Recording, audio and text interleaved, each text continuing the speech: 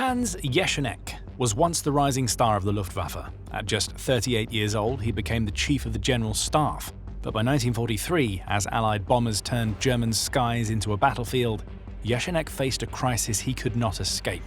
This is the story of his meteoric rise and his tragic fall. Hans Jeschonnek was born on April 9, 1899, in Inoriklaw, a garrison town in the province of Posen, then part of the German Empire. His father came from a military background, and from an early age, Hans was set on a similar path.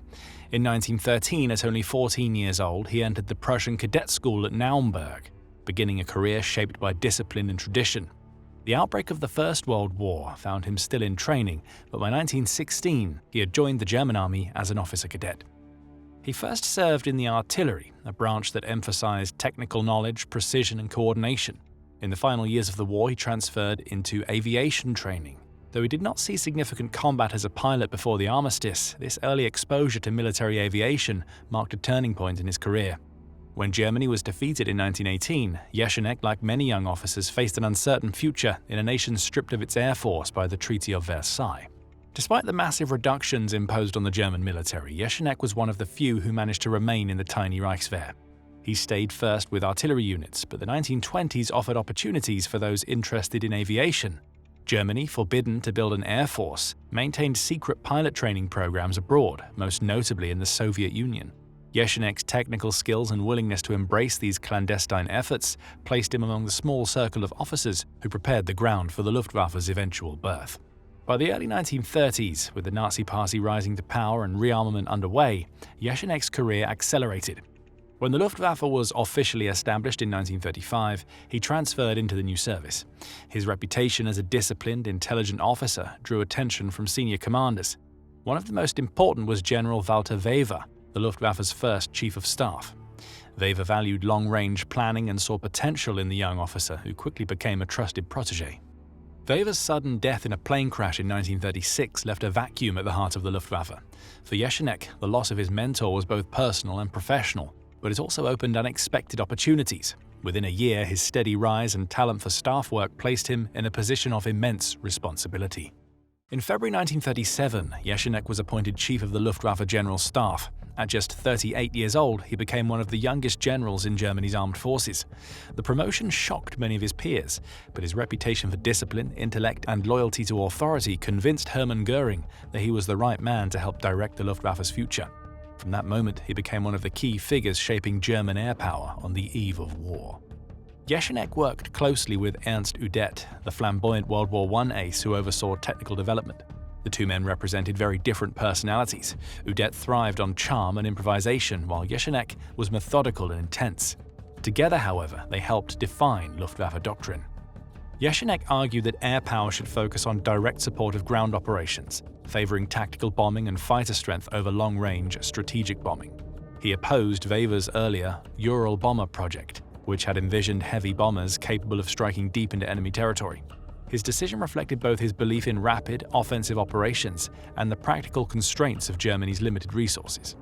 This doctrine proved highly effective during the first campaigns of the war. In September 1939, the Luftwaffe played a decisive role in the invasion of Poland. Aircraft shattered Polish communications, destroyed airfields, and supported the rapid advance of German armor. The following spring, Jeschonnek's planning again bore fruit in the invasions of Norway, the Low Countries, and France. Air superiority and close support gave the German army a decisive edge, and by June 1940, Paris had fallen. To many observers, the Luftwaffe looked invincible, and Jeschonnek's reputation rose accordingly. Yet beneath the surface, structural weaknesses were already evident. The absence of long-range bombers meant the Luftwaffe could not strike distant industrial centers, a flaw that became apparent in the Battle of Britain. In the summer and autumn of 1940, Germany launched its campaign to break British resistance. At first, German fighters and bombers inflicted heavy losses, but without the ability to sustain pressure on Britain's industrial and logistical networks, the offensive faltered. When Göring shifted focus to bombing London and other cities, the Luftwaffe's limitations became clear. Jeschonnek defended the doctrine he had shaped, but the failure to defeat Britain marked the first major setback of his career. Historians remain divided over his responsibility. Some argue that Jeschonnek's rejection of strategic bombing fatally undermined Germany's war effort, locking the Luftwaffe into a short-range, army support role that worked in blitzkrieg but failed in prolonged conflict. Others note that Germany's economy and industry were never capable of sustaining both tactical and strategic fleets, and that his choices reflected harsh realities. Still, by the end of 1940, Jeschonnek was firmly established as a central figure in the Third Reich's military machine. He was trusted by Hitler, depended on by Göring, and admired for his brilliance, even as rivals questioned his rigid loyalty and lack of political skill. His youth, once an asset, now set him apart in a command structure dominated by older, battle-hardened officers. The youngest general in the Reich had proven himself, but the challenges ahead would test him far more severely. The Luftwaffe's dazzling victories in 1939 and 40 gave Hans Jeschonnek prestige, but the years that followed placed him under growing strain. The failure to defeat Britain had shown the limits of German air power, and by 1941, the scope of the war expanded beyond what his doctrine could manage. As Chief of the General Staff, Jeschonnek carried the burden of planning operations across multiple fronts, often without the full resources to fulfill Hitler's ambitions. The invasion of the Soviet Union in June 1941 pushed the Luftwaffe to its breaking point. At first, German aircraft swept aside the Red Air Force and delivered powerful strikes deep into Soviet territory. Jeschonnek's tactical focus seemed vindicated, yet as the campaign dragged on, the sheer size of the Soviet Union exposed the Luftwaffe's weaknesses. Long distances, poor supply lines, and the harsh climate exhausted men and machine. The dream of quick victory faded, and Jeschonnek found himself pressed to deliver results that were increasingly impossible. The crises of Demyansk and Stalingrad illustrate this pressure. At Demyansk, the Luftwaffe managed to keep German troops supplied by air for several months. Hitler saw this as proof that air supply could sustain encircled armies. Jeschonnek, loyal to Hitler, supported the idea, even though many commanders doubted it could succeed on a large scale. At Stalingrad, when the German 6th Army was trapped, Hitler demanded a repeat of Demyansk. Göring promised it could be done. Jeschonnek backed the plan, despite knowing the Luftwaffe lacked the capacity. The result was a disaster. The 6th Army starved, and the Luftwaffe lost hundreds of aircraft. Jeschonnek's reputation suffered badly as critics saw him as complicit in an avoidable catastrophe. While these failures mounted, tensions grew within the Luftwaffe's high command. Jeschonnek clashed frequently with Erhard Milch, Göring's deputy responsible for armaments and logistics. Milch accused him of poor planning and unrealistic expectations. Jeschonnek, in turn, resented Milch's interference. Their rivalry created a toxic environment, and Göring did little to resolve it. Göring himself became increasingly erratic, often detached from operational realities. For Jeschonnek, whose career depended on Göring's support, this was a dangerous position. His loyalty bound him to a superior who was both losing competence and credibility. Meanwhile, the Allied bombing campaign against Germany intensified. In 1942, British night raids devastated Lübeck and Cologne. In 1943, the Allies launched the Battle of the Ruhr, striking at Germany's industrial heartland. Jeschonnek struggled to organize defenses, but the Luftwaffe's resources were stretched thin between the Eastern Front and the Reich. Fighter losses mounted, fuel supplies dwindled, and morale collapsed. Reports of civilian suffering added to the pressure, and Hitler's demands for results only grew harsher. By mid-1943, Jeschonnek was an increasingly isolated figure.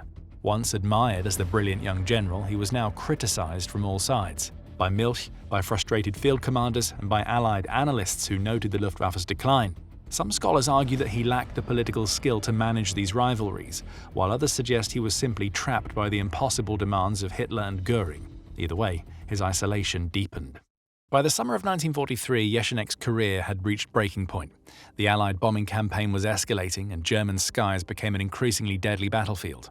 In late July, Operation Gomorrah, the firebombing of Hamburg, reduced much of the city to ashes, killing tens of thousands and leaving survivors in shock. For the Luftwaffe, it was a humiliating failure. Fighters had been unable to stop the raids, and anti-aircraft defenses proved inadequate. Jeschonnek, as Chief of the General Staff, bore direct responsibility for a defense that no longer worked. Inside the high command, blame shifted rapidly. Göring, who had long taken credit for Luftwaffe victories, now searched for scapegoats in its defeats. He accused subordinates of incompetence and weakness, while Hitler demanded harsher measures and impossible results. Jeschonnek, once Göring's trusted protégé, now found himself cornered. He had clashed repeatedly with Erhard Milch and other rivals, and his position depended on Göring's favor. But Göring himself was increasingly detached, indulging in luxury while Germany burned. Behind his stern exterior, Jeschonnek was already close to breaking. Friends described him as almost timid in private, a man who hid vulnerability behind sarcasm and cold discipline. By 1943, he was showing signs of depression and exhaustion. He admitted to colleagues that terrible mistakes had been made in the Luftwaffe, and he feared he would be held responsible. Even Goering once found him in tears after a nervous breakdown. His adjutant had warned that he might one day take his own life. On August 18, 1943, the pressure finally overwhelmed him. The previous day, American bombers had struck Regensburg and Schweinfurt, damaging key aircraft and ball bearings factories. That night, the RAF attacked Peenemünde in Operation Hydra, and the confused German defenses even shot down their own night fighters. For Jeschonnek, it was a day of humiliation. Goering berated him over the phone, while other officers openly questioned his leadership. Isolated, criticized, and facing the collapse of the Luftwaffe, Jeschonnek retreated to his quarters. That evening, he took his own life. He was 44 years old. A note left behind read, "I can no longer work together with the Reichsmarschall. Long live the Führer." He also drafted a memorandum calling for a change in Luftwaffe leadership, but Goering confiscated it, fearing it would be seen as evidence of disloyalty. The reaction within the Nazi leadership was telling. Goering, shaken, sought to contain the fallout, arranging a funeral with military honors in Berlin. The ceremony was formal, but it lacked genuine warmth. Few of his rivals mourned the loss of a man they viewed as rigid and uncompromising. His death was quickly overshadowed by continuing disasters facing the Luftwaffe. Historians remain divided about how to judge him. Some argue that Jeschonnek was a talented staff officer placed in an impossible role, asked to deliver victories when resources and strategy made success unattainable. Others contend that he helped design the very doctrines that doomed the Luftwaffe, rejecting strategic bombing and tying Germany's air force too closely to short-term campaigns.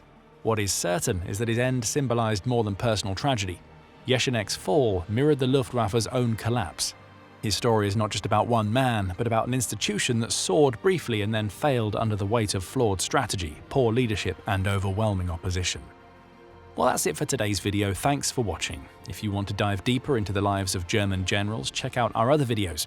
And as always, don't forget to like, subscribe, and hit the bell so you don't miss our next video. And we'll see you in the next one.